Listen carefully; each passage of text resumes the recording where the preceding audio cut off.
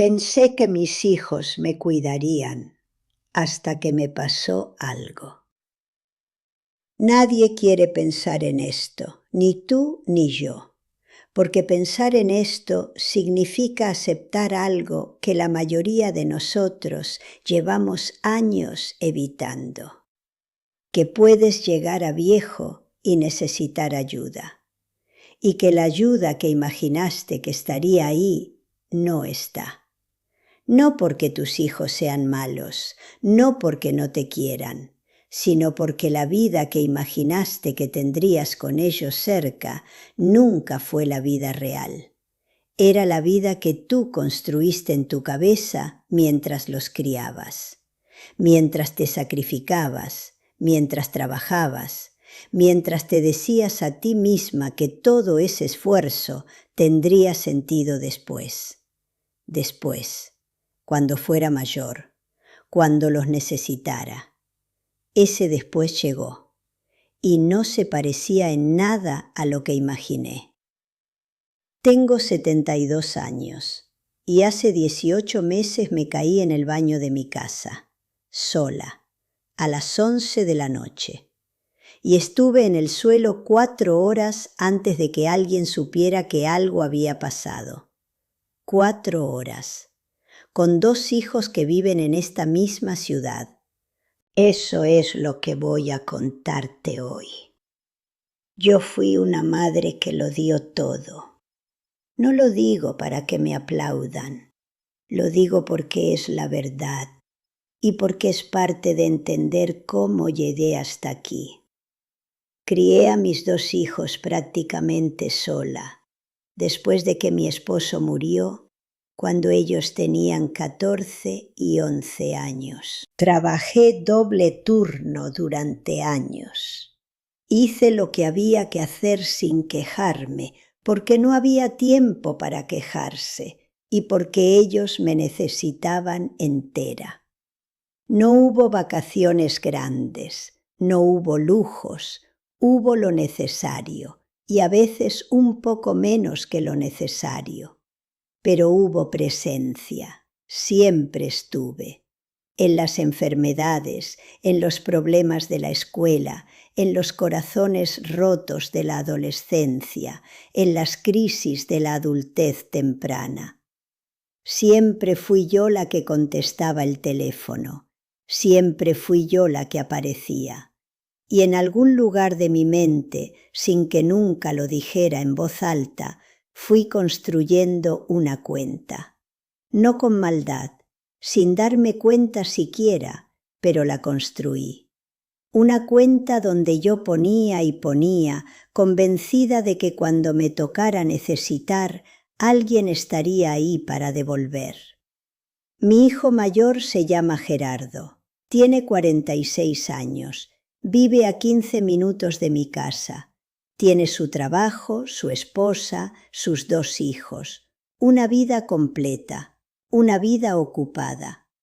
Mi hija menor se llama Patricia, tiene 43 años, vive a media hora, también trabaja, también tiene su familia. Los 2 están bien, los 2 tienen vidas que construyeron y que funcionan. Y yo estaba orgullosa de eso. Lo sigo estando, pero orgullo y soledad pueden vivir en el mismo pecho al mismo tiempo. Eso también es verdad. Antes de la caída ya había señales, pero yo las ignoré, o las interpreté de la manera que me resultaba menos dolorosa. Cuando llamaba y no contestaban, pensaba que estaban ocupados. Cuando pasaban semanas sin visitarme, pensaba que la vida es así, que todos tenemos mucho. Cuando me enfermé un invierno y estuve 5 días con fiebre y ninguno de los 2 apareció en persona, me lo expliqué con el trabajo, con los niños, con la distancia. Siempre había una explicación que me protegía de la verdad. La verdad era más simple y más difícil, que había dejado de ser una prioridad en sus vidas. No la última prioridad, No alguien a quien no le importan, pero sí alguien que está en la lista, en un lugar lo suficientemente abajo como para que otros compromisos siempre ganen. Eso no se dice con palabras, se demuestra con patrones. Y el patrón llevaba años hablando muy claro. Yo simplemente no quería escuchar. La noche de la caída había llovido. Fui al baño a medianoche como siempre. El piso estaba húmedo, no sé por qué, quizás una gotera pequeña que no había notado. El pie resbaló, caí hacia atrás. El golpe fue en la cadera y en la cabeza. No perdí el conocimiento, eso fue lo más cruel quizás. Estuve completamente consciente durante esas 4 horas, con el dolor, con el frío del piso, con el teléfono que había quedado sobre la cama a 3 metros de mí, que podrían haber sido 3 kilómetros. Grité un momento, pero vivía sola y las paredes no contestan. Intenté arrastrarme, el dolor no me dejaba. Y ahí, en ese piso de baño, a los 70 años, sola a medianoche, pasó algo dentro de mí. No fue desesperación, fue una claridad. Una de esas claridades que solo llegan cuando todo lo demás desaparece y te quedas solo con lo esencial. Pensé en Gerardo, pensé en Patricia y supe que nadie iba a llamar esa noche a ver cómo estaba, porque nadie llamaba de noche a ver cómo estaba, porque eso no era parte de nuestra dinámica. Y esa certeza, en ese momento, fue lo más solitario que he sentido en mi vida. Me encontró mi vecina Carmen. Se llama Carmen, tiene 74 años y tiene la costumbre de asomarse a mi ventana por las mañanas cuando ve que no he abierto las persianas a cierta hora. Nunca le había agradecido ese hábito suyo. Ese día le debo la cadera y quizás algo más. Llamó a emergencias. Llamó a Gerardo. Gerardo llegó al hospital 40 minutos después. Patricia llegó 1 hora más tarde. Los dos estaban ahí cuando los médicos terminaron de revisarme. Asustados, culpables, con esa cara de las personas que acaban de entender algo que no querían entender. Yo los miré desde la camilla y no dije nada todavía, porque había cosas que necesitaba procesar antes de poder hablarlas. Pero eso no fue lo peor. Lo peor fue la conversación 3 días después, cuando ya estaba en casa con la cadera fisurada y el reposo obligatorio. Gerardo y Patricia se turnaron para cuidarme esa primera semana y escuché, sin querer, una conversación entre ellos en la cocina. Hablaban de qué iban a hacer conmigo, con ese tono de quien está resolviendo un problema logístico. Yo puedo los martes y jueves, yo los lunes. Los fines de semana tenemos lo de los niños. ¿Y quién la lleva al médico? Habrá que ver una persona que la ayude. No hablaban de mí, hablaban de la situación, como si yo fuera un elemento del problema y no la persona al centro de todo.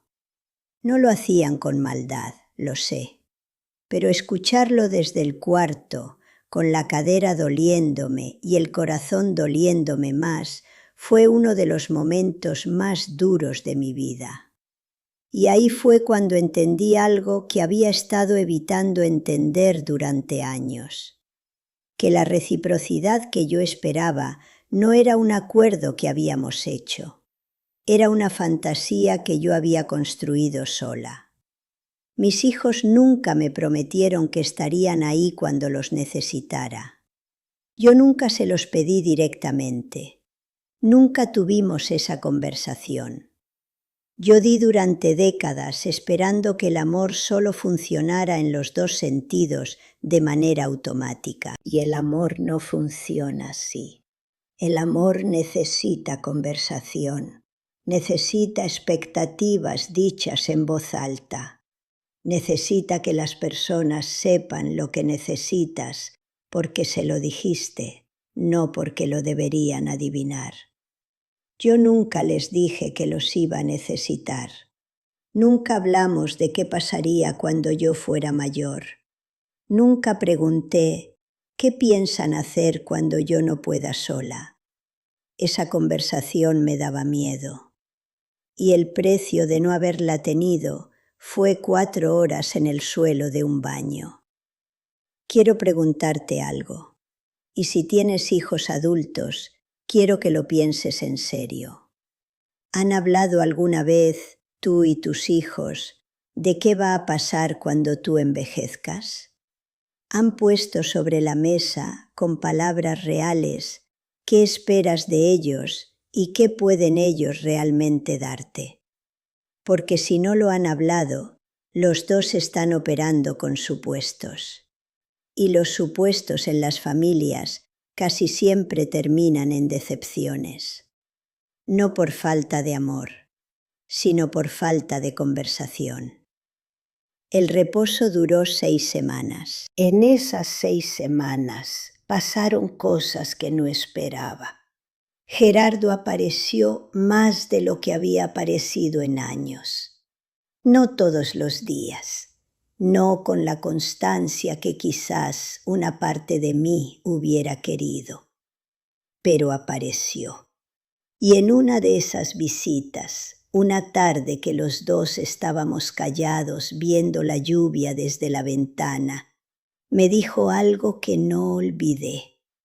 Me dijo, «Mamá, no sabía que estabas tan sola». Lo dijo con una voz que no le había escuchado desde que era adolescente. Una voz sin defensas. Y yo le pregunté, ¿cómo ibas a saberlo si yo nunca te lo dije? Silencio largo. Luego él dijo, debí preguntar más. Y yo dije, yo debí decirlo más. No fue una reconciliación perfecta, fue algo más real que eso.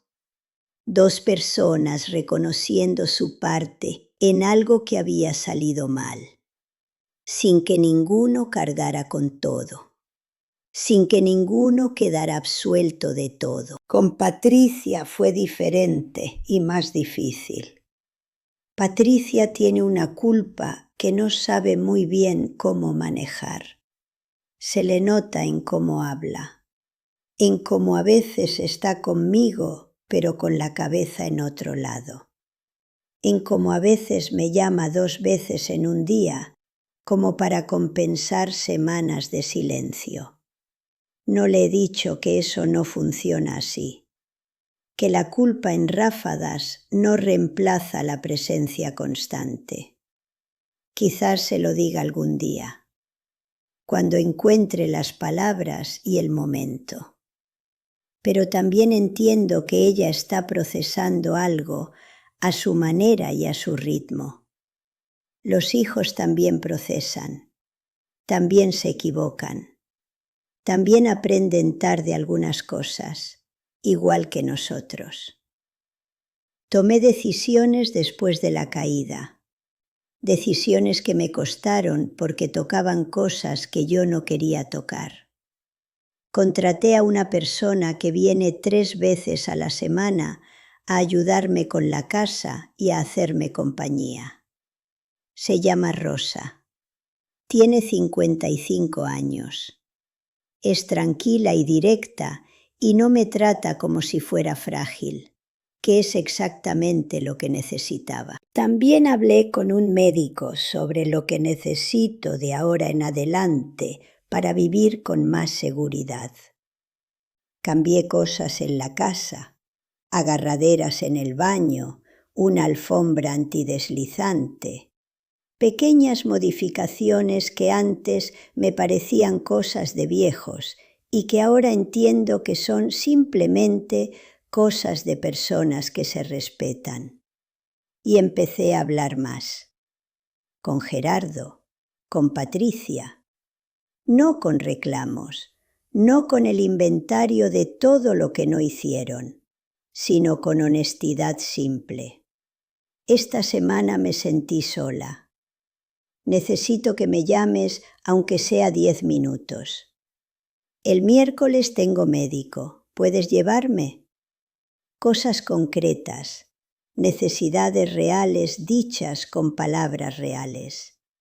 Y descubrí que cuando pides algo específico con claridad, la respuesta casi siempre es mejor que cuando esperas en silencio a que alguien adivine. No te voy a decir que todo está resuelto, porque no lo está. Todavía hay semanas en que estoy más sola de lo que quisiera. Todavía hay momentos en que descuelgo el teléfono para llamar a alguno de mis hijos. Y luego lo dejo porque no quiero molestar. Y luego me pregunto, ¿por qué sigo haciendo eso si lo único que hace es lastimarme? Los patrones de toda una vida no se cambian en 18 meses. Pero algo sí cambió. Yo cambié. Dejé de esperar que mis hijos supieran lo que necesitaba sin decírselo. Dejé de construir una cuenta de lo que di, esperando que se devolviera de manera automática. Dejé de confundir el amor que siento por ellos con la garantía de que ellos estarán disponibles de la manera que yo necesito cuando lo necesito. Esas son 3 cosas distintas, y mezclarlas solo trae dolor. Hay algo que nadie te dice cuando eres madre joven y estás en el centro de la vida de todos. Que ese centro no dura para siempre. Que los hijos crecen y se van y construyen sus propios centros. Y que ese proceso es exactamente lo que debería pasar. El problema no es que se vayan. El problema es que nadie te prepara para construir tu propio centro cuando el de ellos ya no te incluye de la misma manera. Nadie te dice que necesitas amigos propios, intereses propios, una vida que no gire alrededor de ellos, porque cuando ellos se vayan, esa vida sigue siendo tuya y tiene que tener contenido. Yo no lo hice. Me quedé esperando en un centro que se había movido. Y esa espera me costó más de lo que hubiera necesitado costar. Si tienes hijos adultos y todavía estás a tiempo, te pido una cosa. Ten esa conversación que has estado evitando, la de qué va a pasar cuando seas mayor, la de qué necesitas, la de qué pueden ellos dar de manera realista. No la tengas con reproches. Tenla con honestidad, con la misma honestidad con que les enseñaste otras cosas importantes cuando eran pequeños. Porque esa conversación que evitas para no incomodar a nadie puede ser la diferencia entre pasar 4 horas sola en el suelo de un baño o tener a alguien que sepa que necesitas ayuda antes de que sea demasiado tarde. No esperes a que te pase algo para tenerla. Tenla ahora, mientras todavía es una planificación y no una crisis. Y si ya te pasó algo, si ya estuviste en ese suelo, literal o metafórico, si ya sentiste esa soledad particular de necesitar y no tener a nadie cerca, quiero que sepas que no eres la única y que no es demasiado tarde para cambiar la dinámica. No toda, no de golpe, pero sí algo, con una conversación honesta, con una necesidad dicha en voz alta, con la decisión de no seguir esperando en silencio lo que puedes pedir con palabras. Tu bienestar importa, tu seguridad importa, Tu soledad importa y merece ser dicha en voz alta, aunque incómode, aunque interrumpa los planes de alguien, aunque te hayan enseñado toda la vida que pedir es una carga. No lo es. Es lo más humano que existe. A veces no es que tus hijos no te quieran, es que aprendieron que tú siempre podías sola y siguieron creyéndolo mucho después de que dejó de ser verdad, porque tú nunca les dijiste que había dejado de serlo. Díselo, antes de que tenga que decírselo el suelo de un baño a medianoche.